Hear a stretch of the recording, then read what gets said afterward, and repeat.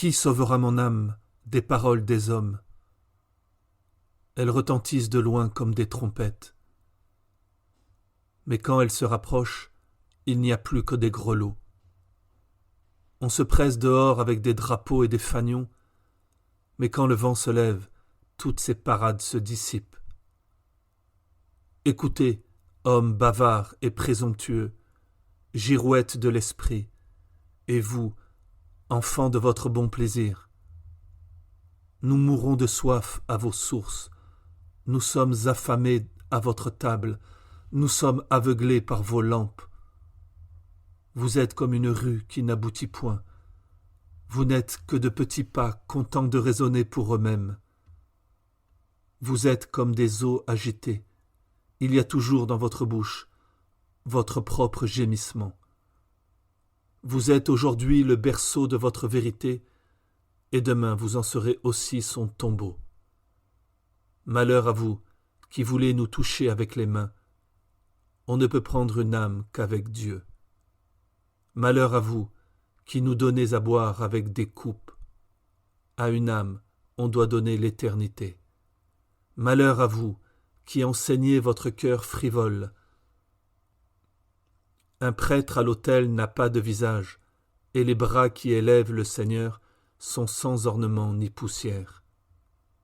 Car celui à qui Dieu veut parler, il lui apprend à se taire, et celui que son esprit allume, il s'éteint. Toi seul cherchais mon âme, qui me reprochera de t'être trop fidèle? Mon âme était comme un enfant qu'on a abandonné dans un lieu obscur. Elle était une orpheline à toutes les tables de la vie, et une veuve dans les bras du bien-aimé. Mes frères l'ont méprisée, et mes sœurs l'ont traitée en étrangère. Les sages de ce monde l'ont trahie. Quand elle avait soif, ils lui donnaient du poison, et quand elle s'inquiétait, ils disaient « Mais tu n'es rien du tout ». Ils l'ont renvoyée à mon cœur, comme si elle était une goutte de son sang. Ils l'ont renvoyée à mon intelligence, comme si elle était une pensée. Elle était comme un gibier dans les forêts des sombres instincts, et comme un oiseau effarouché dans un monde mort. Elle était comme quelqu'un qui passe sa vie à mourir. Mais tu as prié pour elle, et ce l'a sauvée. Tu t'es sacrifié pour elle, et ce l'a fait vivre. Tu as pleuré sur elle comme sur un joyau. C'est pourquoi elle exulte à ton nom. Tu l'as élevée comme une reine, c'est pourquoi elle est à tes pieds. Qui me reprochera de t'être trop fidèle?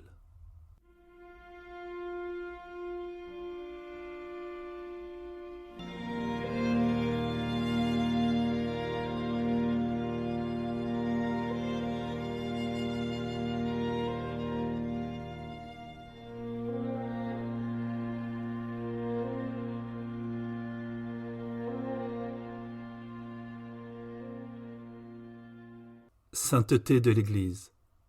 C'est maintenant l'Église qui répond à l'âme. Ta voix parle. J'ai encore des fleurs sauvages dans les bras. J'ai encore les cheveux mouillés de la rosée matinale des vallées primitives. Je connais encore des prières auxquelles la campagne prête l'oreille. Je sais encore comment on apaise les tempêtes et comment on bénit l'eau. Je porte encore dans mon sein les secrets des déserts. Je porte encore sur mon front les nobles systèmes filés par des penseurs gris. Car je suis mère de tous les enfants de cette terre. Qu'as-tu à m'insulter, monde, parce que j'ose être grande comme mon Père céleste? Vois, en moi s'agenouillent des peuples qui ont disparu depuis longtemps, et de mon âme beaucoup de païens flamboient vers l'Éternel. J'étais secrètement dans les temples de leurs dieux, j'étais obscurément dans les maximes de leurs sages. J'étais sur les tours de leurs observatoires, j'étais avec les femmes solitaires sur lesquelles soufflait l'esprit. J'étais le désir de tous les temps, la lumière de tous les temps, je suis la plénitude des temps. Je suis ce qui les rassemble, leur grand trait d'union, je suis leur unité éternelle. Je suis le carrefour de toutes leurs rues. C'est en moi que les millénaires sont en marche vers Dieu.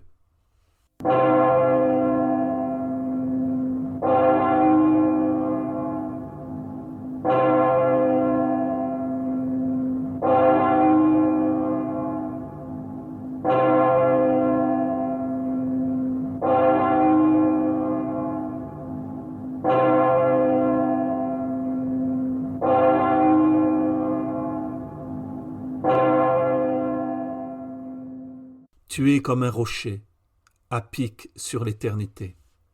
Mais les gens d'aujourd'hui sont comme du sable qui tombe dans le néant. Ils sont comme de la poussière qui tourbillonne pour elle-même. Ils l'ont élevé leur sang au rang d'une loi de l'esprit et ont divinisé le nom de leur peuple. C'est pourquoi tu reposes comme du givre sur les forêts de leurs rêves et comme de la neige sur les hauts sapins de leur orgueil.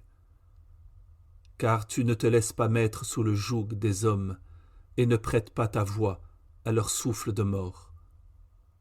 Tu abats les nations devant toi afin de les sauver. Tu leur enjoins de se lever afin qu'elles opèrent leur délivrance.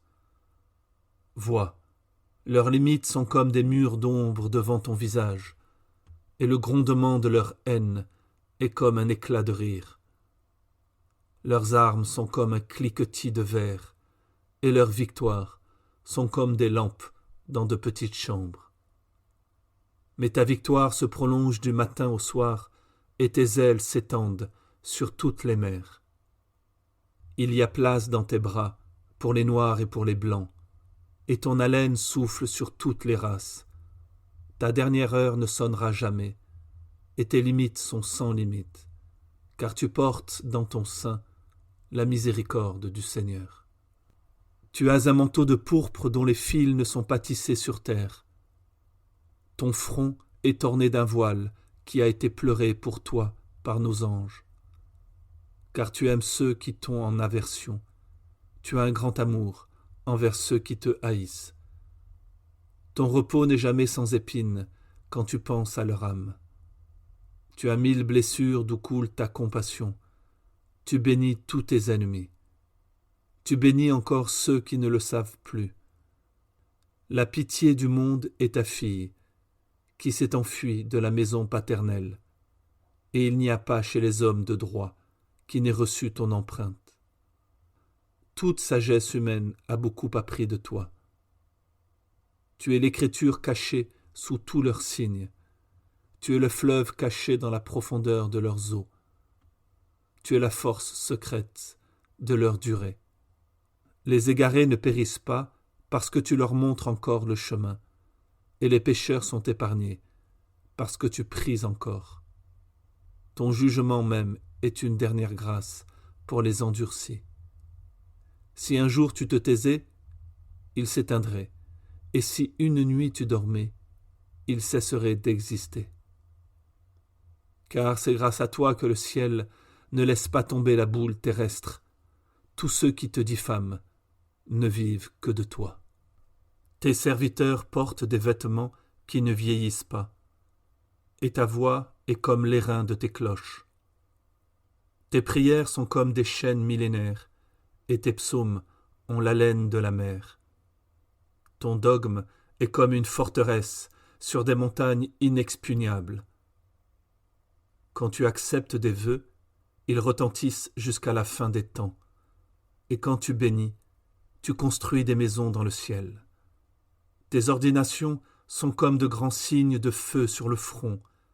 Personne ne peut les effacer, car la mesure de ta fidélité n'est pas humaine, et tes années ne comportent pas d'automne. Tu es comme une tour au milieu d'eaux houleuses. C'est pourquoi tu gardes un si profond silence quand les jours se font bruyants, car le soir il n'en tombe pas moins dans les bras de ta compassion. C'est toi qui pries sur toutes les tombes.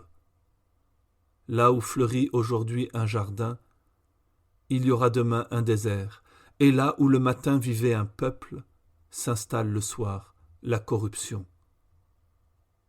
Tu es sur cette terre le seul signe de l'Éternel. Tout ce que tu ne transformes pas est soumis à la mort.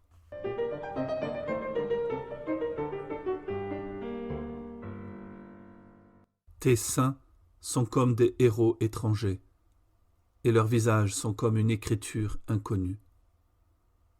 Tu les mets à part et les soustrais aux lois de la créature, comme si tu voulais les perdre.